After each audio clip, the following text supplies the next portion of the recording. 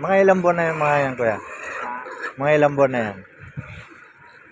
Hindi ko masyado ano kami. Hindi ko alam yung sa lagi. Mayroon yung isa, may dalawa. Hmm. Pagka ano po, bultuhan po ba pag binibenta? Depende sa nabili. Bultuhan. Ano pong lugar pinanggalingan niyo? Bakit? Sa Masbate po. So dito lang binagsak para maano lang. May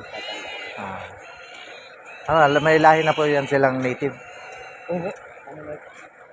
Hati-hati yan. Mga station lang yan. At saka ang iba nito, mas ang kung sa pang personal na ano, ang iba nito, mga organic ang kaya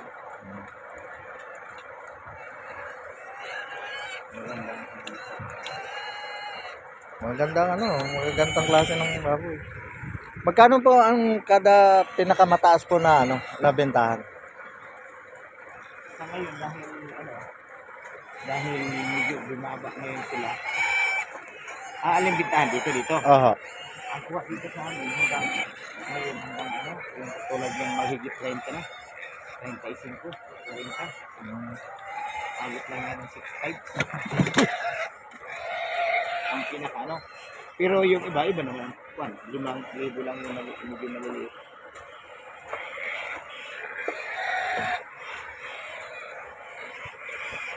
So depende po yan kung papalakihin pa nila or sa palengke na, chop-chop na, ganun. O kung sap-sapan, malakihan, ayun mga 50 kilos na kapag. Ilay lang. Type. Para sa akin sa karupan.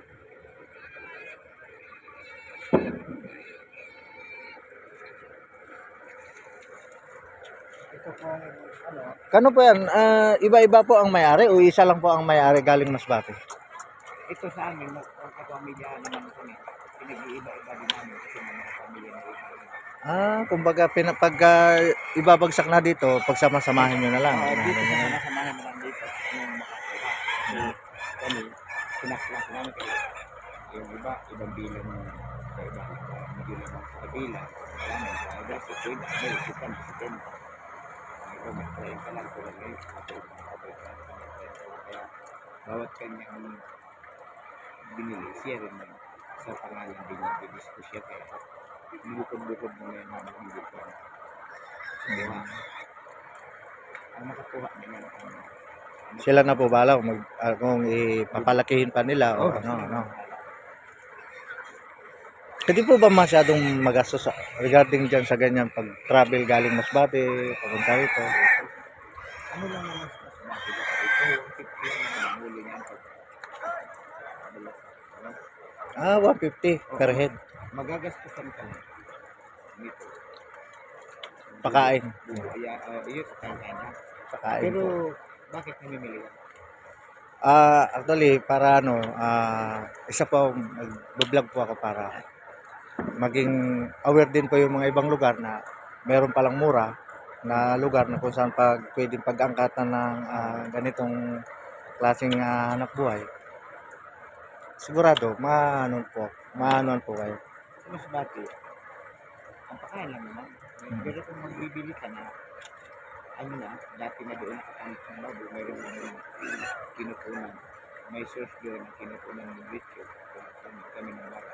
Kung kukuha ang iba, doon, hindi mo sila magagastos ng pakain. Kukunin mo, papakain sila dito na sa kanila. Dito na sa kanila.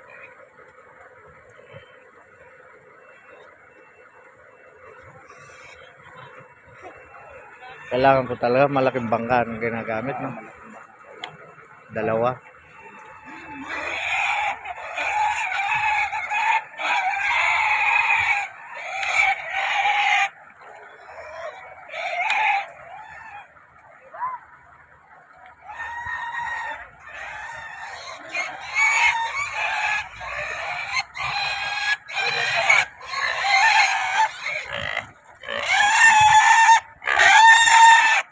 So yun po mga kabikol at yun pong araw-araw na routine dito sa mga ganitong hanap buhay ng mga taga-tawid. So, sa mga gustong umorder po, yan. Dito lang po kayo sa Piodoran.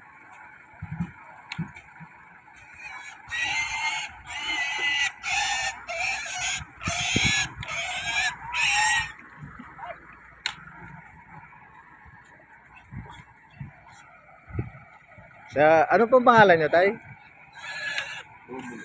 Romulo. Okay. Ayun po. Ayan po, si Mang Romulo. Salamat, Tay.